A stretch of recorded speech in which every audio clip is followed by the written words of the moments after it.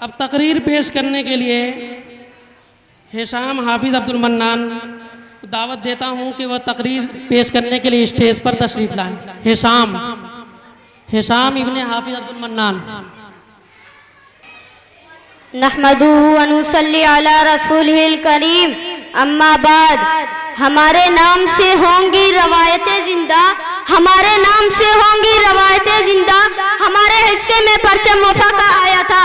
मुअज़्ज़ज़ साथीज़ा, वालिदैन और मेरे प्यारे साथियों, अस्सलामु अलैकुम व रहमतुल्लाहि व बरकातुहू। आज हम सब यहाँ 15 अगस्त का जश्न मनाने के लिए जमा हुए हैं, जो कि हमारे भारत की आज़ादी का दिन है, जो कि हमारे भारत की आज़ादी का दिन है। 15 अगस्त 1947 को हमारा प्यारा वतन अंग्रेजों की गुलामी से आज़ाद हुआ था।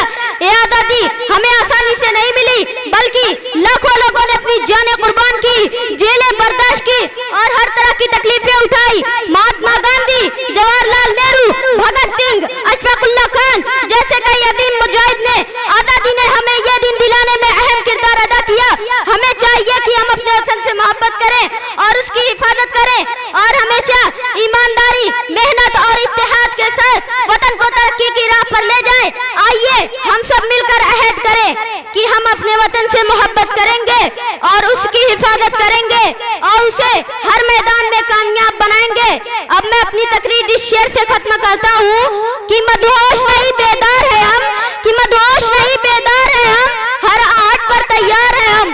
समझे न कोई गाफिल हमको, समझे न कोई गाफिल हमको, वतन के पहरेदार हैं हम। अस्सलामु अलैकुम व रहमतुल्लाहि व बरकातुहू।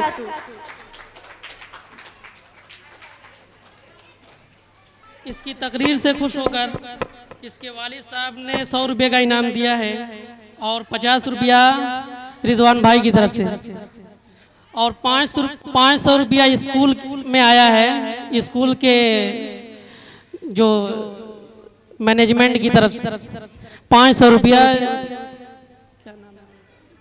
रिजवान भाई के छोटे भाई दिए, सलमान भाई ने।